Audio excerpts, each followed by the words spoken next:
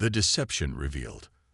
Admiral Elena Reyes stood motionless at the observation deck of the ESS Intrepid, Earth's flagship and pride of the Solar Defense Fleet. Through the reinforced viewport, she watched as the massive crystalline structure of the Galactic Council's headquarters orbited the neutral world of Proxima Centauri II. The station gleamed like a multifaceted jewel against the backdrop of space, its beauty masking the corruption that festered within. "Admiral, we've received confirmation.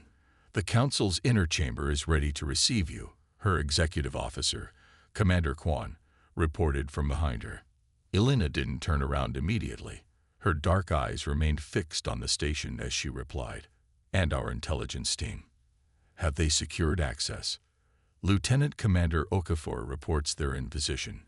If there's anything to find, they'll find it." She nodded, finally turning to face him. "Good. The Council thinks we're here to negotiate more favorable terms for Earth's membership. They don't realize we're here for answers. For 15 years, humanity had been junior members of the Galactic Council, invited to join after Earth's breakthrough with faster-than-light travel. The Council had promised protection, technology sharing, and peaceful coexistence among the stars. Instead, Earth had received restricted territories, limited technology transfers, and suspicious diplomatic barriers at every turn. But it was the recent disappearances of 3 human colony ships near the Ta Ceti system that had finally raised enough alarms. Official records claimed pirate attacks, but Elena's gut told her something else was happening. The Council was hiding something, and today she intended to find out what. "It's time," she said, straightening her midnight blue uniform, adorned with the silver and gold insignia of Earth Command. "Keep the ship at combat readiness, but discreetly. If I don't return within 6 hours, implement Protocol Omega." Commander Kwan's expression remained professional, but Elena caught the flicker of concern in his eyes.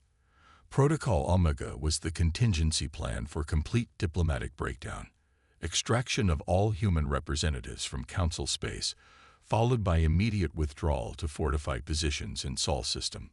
"Understood. Admiral, good luck." The shuttle journey to the Council station was brief and silent. Elena reviewed her strategy one last time.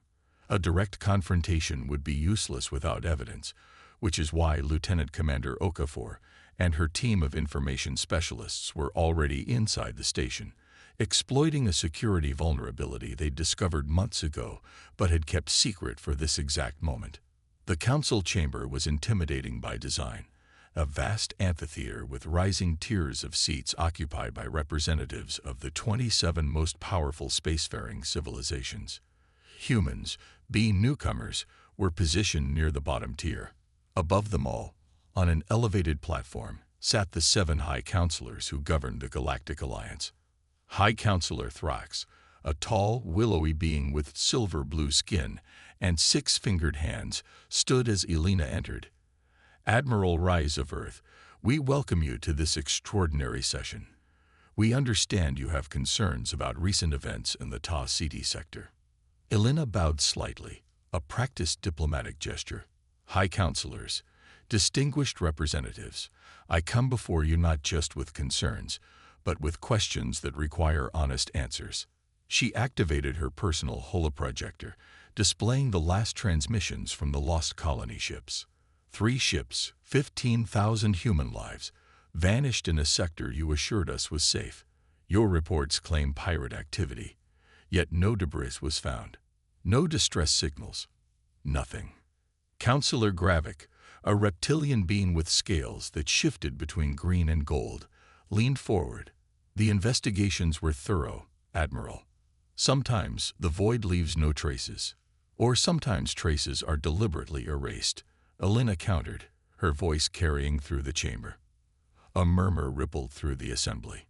Elena noted the subtle glances exchanged between several of the High Counselors. Her communications implant vibrated softly against her inner ear, the signal from Okafor. They had found something. "Admiral Reyes," Thrax said, his tone measured, "if you are suggesting impropriety on the part of the Council." "I am suggesting," Elena interrupted, that Earth has been patient. For 15 years, we have accepted restricted territories, limited technology transfers, and diplomatic barriers. We believed in the promise of galactic cooperation, but evidence suggests our trust has been misplaced. Her implant vibrated again, this time with a data transfer. Elena's eyes widened slightly as the information scrolled across her retinal display. It was worse than she had imagined. "High Counselors," she continued, her voice steady despite the rage building inside her. "I'd like to inquire about Protocol 37B, specifically as it relates to evolutionary competitive species integration." The chamber went silent. Several counselors visibly stiffened. Thrax's silver-blue skin paled to an almost ghostly white. "That is a classified internal directive," he said after a moment. "How did you?" "It doesn't matter how I know," Elena cut in. With a gesture, she changed the holographic display to show a series of documents and recordings that Okafor's team had extracted from the Council's secure archives. What matters is what it reveals: a systematic program to identify, isolate, and eventually eliminate species deemed evolutionarily competitive to established Council races. The holograms displayed statistics, star charts, and records of civilizations that had mysteriously declined or disappeared after joining the Council. Species that, like humans, had shown rapid technological advancement and adaptability. For 12,000 years, the Council has pretended to welcome new species while secretly assessing their threat potential. Those deemed too adaptable, too innovative, too likely to eventually challenge the established order are subjected to a series of controlled setbacks, resource restrictions, territorial limitations, and, when necessary, engineered disasters. Elena looked directly at the High Counselors. "Our colony ships didn't encounter pirates. They encountered Council enforcement vessels operating under Protocol 37B, the same protocol that has been used to eliminate 16 other species before us." The chamber erupted into chaos. Representatives from minor species began shouting questions, while the more powerful races remained suspiciously silent. Elena noted which ones. Those were likely complicit. "These are outrageous accusations." Gravik hissed, but his scales had darkened to a deep green, a sign of stress in his species. "They are documented facts," Elena replied calmly, transmitting the evidence to every representative's personal console. "Earth has obtained the complete records of Protocol 37B, including the planned timeline for our own species containment. According to your schedule, our first major colony was to suffer a mysterious planetary disaster next year, followed by an engineered plague in our outer settlements the year after." She stepped forward, her voice carrying clearly through the uproar. "I have been authorized by the United Earth government to deliver our response to this betrayal." The room gradually quieted, all eyes fixed on the human admiral, who stood unflinching before the most powerful beings in the galaxy. "The Galactic Council has 72 standard hours to withdraw all vessels, personnel, and installations from Earth-controlled space. Any Council presence remaining after this deadline will be considered hostile and dealt with accordingly." Thrax rose to his full height, nearly 3 meters tall. "You cannot possibly think Earth can stand against the combined might of the Council. This is suicide." Elena smiled then, a cold expression that didn't reach her eyes. "No, High Counselor. This is mercy. We're giving you a chance to leave peacefully, which is more consideration than you plan to give us. You are one world, barely out of your planetary cradle," Counselor Gravik said dismissively. "Your ultimatum is meaningless." "We may be young," Elena acknowledged, "but we're quick learners. While you've been planning our demise, we've been studying your weaknesses." She paused for effect. "And making friends." As if on cue, her implant signaled an incoming transmission from the Intrepid. Commander Kwan's voice sounded in her ear. "Admiral, they've arrived. All of them." Elena nodded slightly, then addressed the Council again.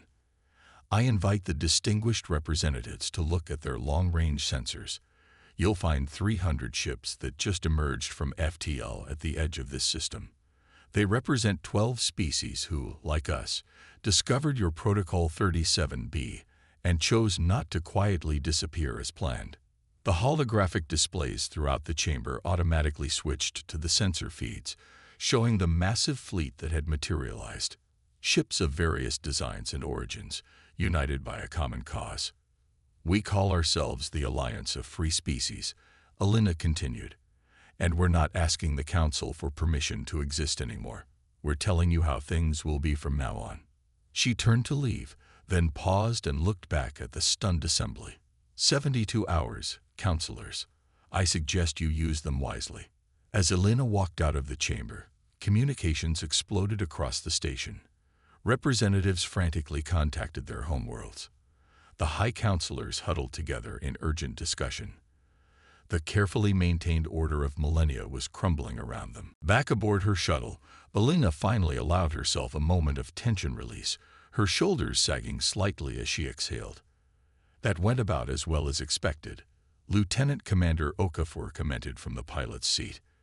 The Nigerian information specialist had slipped out of the station during the chaos and rendezvoused with Alina's shuttle. Do you think they'll comply? Alina strapped herself in as the shuttle detached from the station. Some will, the smarter ones. Others will test our resolve. That's why we needed the Alliance to be ready. And are we? Ready, I mean. Okafor asked, guiding the shuttle toward the Intrepid. Alina watched as the Council station receded behind them, its crystalline beauty now seeming cold and artificial. We've been ready ever since we found the first evidence years ago. While they thought we were struggling with their technology restrictions, we were reverse engineering everything we could get our hands on. While they monitored our official colonies, we were establishing hidden outposts and forging connections with other targeted species. She looked out at the stars, thinking of Earth, of humanity's long history of facing overwhelming odds. Humans don't take kindly to being marked for extinction, Commander. Now the Council will learn what happens when you corner a species that refuses to go quietly into the night. The shuttle docked with the Intrepid, and Alina rose to her feet, straightening her uniform. Send word to the Alliance fleet. Operation Daybreak is now in effect.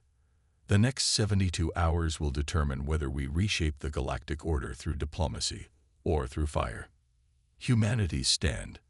68 hours remained in the ultimatum when the first Council response came. Not from the High Counselors themselves, but from Zarek, the Draconian Imperium's representative, one of the founding species of the Galactic Council. Admiral Reyes, the reptilian diplomat's hologram flickered in the Intrepid's command center. The Draconian Imperium wishes to discuss separate terms. We had no knowledge of Protocol 37B and find its methods distasteful. Alina studied the alien's face, noting the subtle nictitating membrane that flickered across his eyes. A tell she'd learned indicated deception in his species. Interesting claim, Representative Zarek. Considering your signature appears on the authorization documents for the protocol's implementation against the Turillians 2 centuries ago. The Draconian's scales rippled with surprise before he regained composure. Ancient history.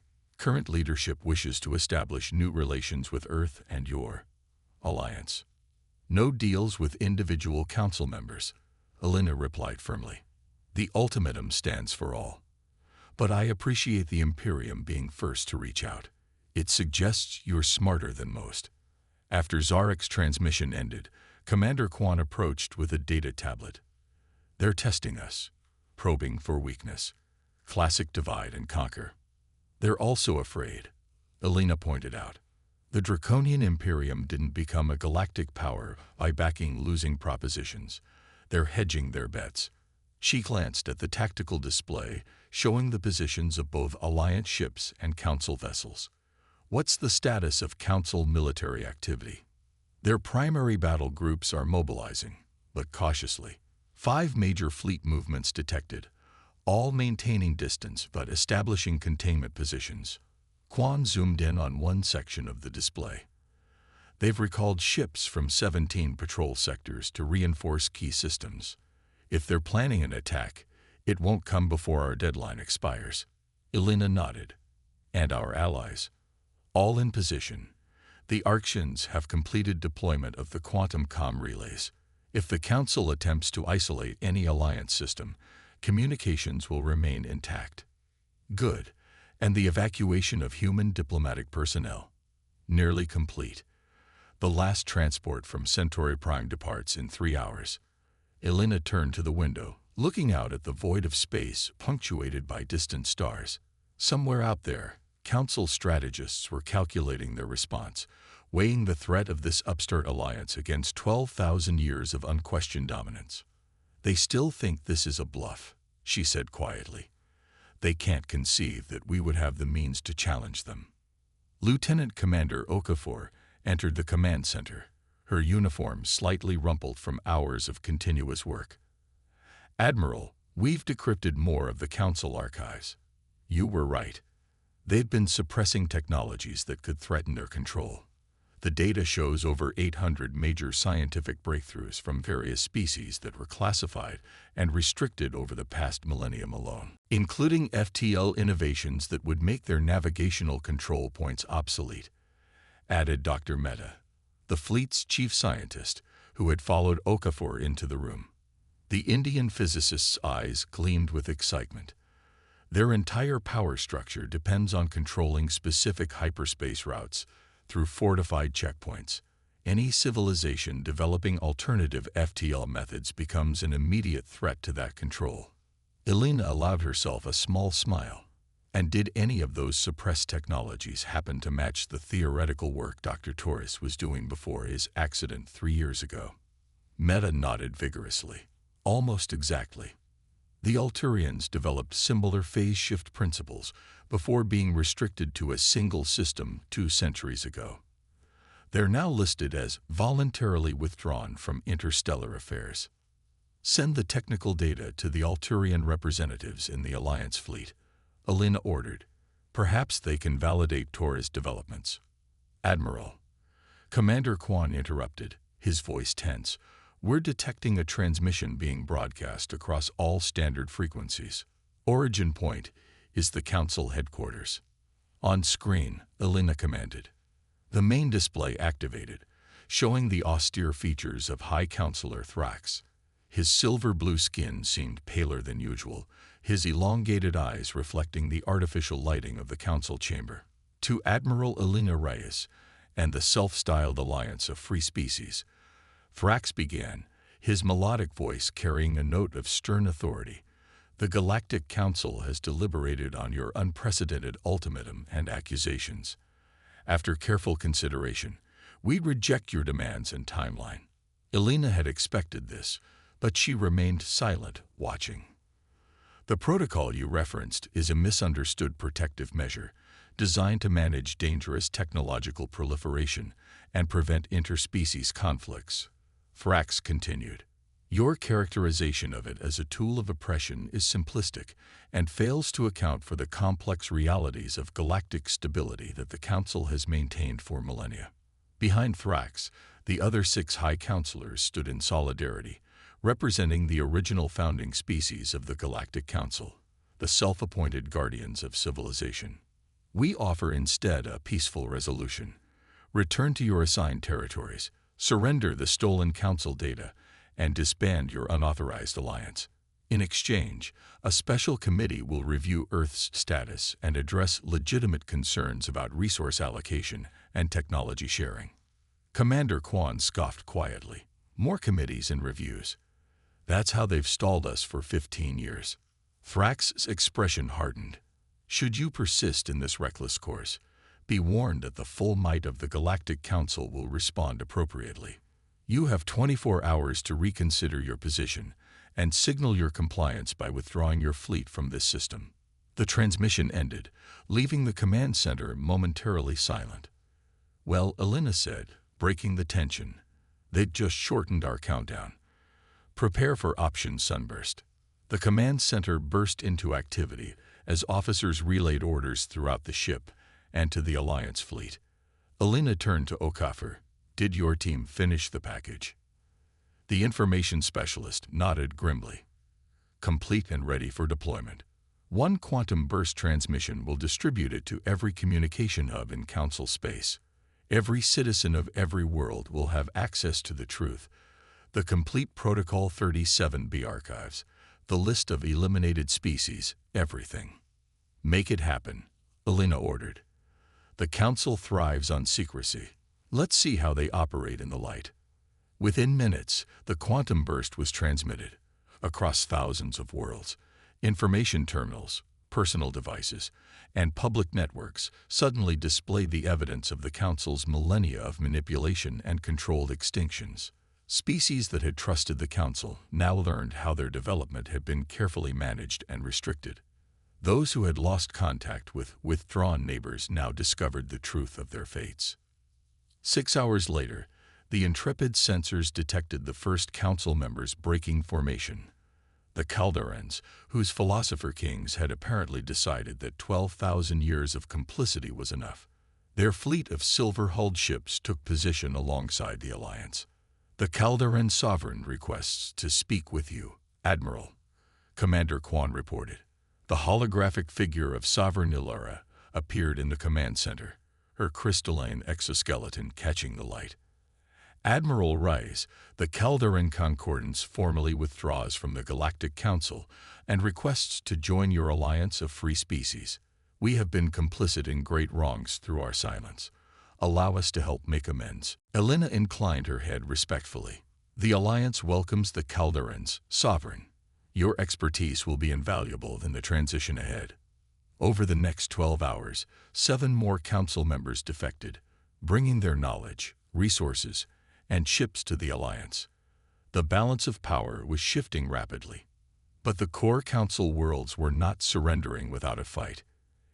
18 hours into the shortened countdown, long-range sensors detected massive fleet movements from the Central Council systems.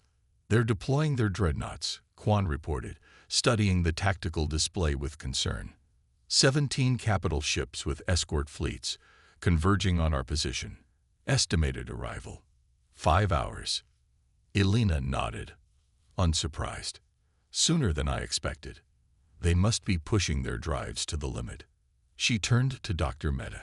Time for your moment, Doctor. Is the Torres array ready? The physicist straightened proudly. All 26 nodes are in position around the system perimeter. Perfectly calibrated. If the Council ships use standard hyperspace entry points, they'll emerge directly within the phase field. And if they somehow detect the array? Elena asked. Impossible, Mehta replied confidently. The technology doesn't exist in their paradigm. They can't scan for something they don't believe is possible. 4 hours and 37 minutes later, the first Council dreadnought emerged from hyperspace at the outer system boundary, directly into the invisible field of the Torres array. The massive warship, nearly 3 kilometers long and bristling with weapons that could reduce a planet to molten slag, suddenly stopped, hanging motionless in space. One by one, 16 more dreadnoughts and their escort vessels appeared, each freezing in place upon arrival. Only the last Council dreadnought, emerging at a different vector, escaped the effect. Torres phase lock successful, Dr. Mehta announced triumphantly. 17 capital ships and 43 escorts trapped in temporal stasis. They're experiencing time at 1/1,000,000th normal rate, effectively frozen until we release them. Elena allowed herself a moment of satisfaction. Dr. Torres' theoretical work on phase shift propulsion, seemingly unrelated to weapons technology, had yielded an unexpected defensive application. The Council had arranged the brilliant physicist's accident after detecting his research, but not before Earth had secured his findings and continued his work in secret. The final dreadnought is changing course, Quan reported. They're retreating at maximum speed. Let them go, Elena ordered. They need to report what they've seen. 23 minutes before the Council's shortened deadline expired, a priority transmission arrived from the Council headquarters. This time, it wasn't Thrax who appeared on screen, but Gravik, the reptilian High Counselor whose green-gold scales now pulsed with dark patterns of stress. Admiral Reyes, he began without preamble. The Council requests an immediate cessation of hostilities and proposes new terms for negotiation. Elena raised an eyebrow. The Council's deadline hasn't yet expired, Counselor, and I don't recall any hostilities being initiated from our side. Your dreadnoughts deployed to our position, not the reverse. Gravik's jaw tightened. The technology you employed against our peacekeeping fleet is unknown to us and represents exactly the kind of dangerous proliferation that the Council has worked to prevent. How interesting that you call it a peacekeeping fleet, Elena replied calmly. 17 dreadnoughts carrying planet-killer weapons seems excessive for peacekeeping. As for the technology, it's just one of many innovations that species across the galaxy might have developed if not for your interference. She leaned forward. The Taurus array is defensive, designed to prevent conflict without causing harm. Your ships and crews are uninjured, merely paused. They can be released once new arrangements are established. Gravik's scales flickered with suppressed rage. What arrangements? The complete dissolution of the current Galactic Council structure. The release of all suppressed technologies to their originating species. The establishment of a new galactic assembly where no founding species holds permanent authority, and where technological advancement is not controlled by a select few. The reptilian counselor hissed softly. You demand the end of 12,000 years of stability and order. I demand the end of 12,000 years of manipulation and controlled extinction, Elena countered. The evidence is now public across every world in known space. The Council as it exists cannot continue. Gravik was silent for a long moment, his ancient eyes calculating. And if we refuse? Elena's expression remained neutral. Then the Alliance will continue to grow as more Council members defect. We'll release the crews of your dreadnoughts one ship at a time, once they're situated where they can cause no harm. And humanity, along with our allies, will carve our own path among the stars, free from your protocols and restrictions. She paused, then added, but consider this, Counselor. Your power has always depended on the illusion of inevitability, the belief that the Council is too powerful to challenge. That illusion is now shattered. How long before the remaining Council worlds calculate their best interests and join us instead? The transmission ended abruptly as Gravik cut the connection. Tactical assessment, Elena asked, turning to Quan. The commander studied the latest intelligence reports flowing into his station. The Council is fracturing. 3 more member species have recalled their representatives in the last hour. The Draconian Imperium is mobilizing, but not toward us. They appear to be securing their borders against other Council powers. Elena nodded thoughtfully. They're preparing for the collapse. 8 hours later, as Elena reviewed resource allocation plans with the Alliance leadership, Thrax requested a private channel. The High Counselor's once imperious demeanor was subdued, his silver-blue features drawn with exhaustion. Admiral, he began, the High Council has voted. We will accept your terms, with conditions regarding the transition timeline and certain security guarantees for Council worlds during the restructuring. Elena allowed herself a small smile. A wise decision, High Counselor. Earth representatives will meet with you in neutral territory to discuss implementation details. The Taurus array will be deactivated once the new assembly framework is ratified. After the transmission ended, Commander Quan approached, his expression a mixture of disbelief and admiration. They're actually surrendering. You did it, Admiral. Elena gazed out at the stars, thinking of all the species that had been silenced over the millennia, and of how close humanity had come to joining them. We all did it, Commander. Every scientist who worked in secret, every diplomat who built clandestine alliances while smiling at Council functions, every ship captain who mapped unregistered routes between stars. She turned to face the command center crew, these men and women who had risked everything on a gamble against an enemy thousands of years their senior. This isn't just humanity's victory. This is for every species that values freedom to determine its own destiny. Lieutenant Commander Okafor, monitoring communications from across the galaxy, looked up from her station. Admiral, We're receiving thousands of transmissions from worlds throughout Council space. They're celebrating. The Arquesian homeworld is holding a spontaneous festival. The Taurillian remnant colonies are declaring a day of remembrance for their lost homeworld. Elena nodded, emotion briefly tightening her throat. Send word to Earth. Operation Daybreak is complete. A new era begins. As the Intrepid's engines hummed with quiet power, Elena thought about the enormous task that lay ahead. Dismantling 12,000 years of entrenched power structures and building something better in their place. It would not be easy. There would be resistance, setbacks, perhaps even violence from those unwilling to relinquish their privileged positions. But for the first time in millennia, the future of galactic civilization would not be determined by secret protocols and calculated extinctions. It would be shaped by cooperation, innovation, and the shared determination of all spacefaring species to build something worthy of the stars they inhabited. Humanity had refused to go quietly into extinction. Instead, they had shattered the chains binding not just themselves, but countless others. And in doing so, they had changed the course of galactic history forever. Commander Kwan approached with a communication tablet. Admiral, Earth Command is requesting your presence for the Transition Planning Summit. They're asking when you'll return. Elena looked once more at the tactical display, where thousands of ships, former enemies, and new allies alike, now shared the same space without hostility. The Council's perfect crystalline station no longer seemed like a jewel, but rather like a beautiful prison whose doors had finally been thrown open. Tell them I'll be there soon, she replied. We have one more task to complete first. She turned to Dr. Mehta. Deactivate the phase lock on the Council flagship. I think it's time we invited High Counselor Thrax to experience what true cooperation between equals looks like.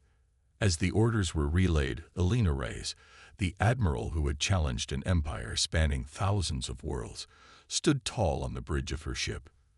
Humanity had faced extinction and responded not with fear, but with ingenuity.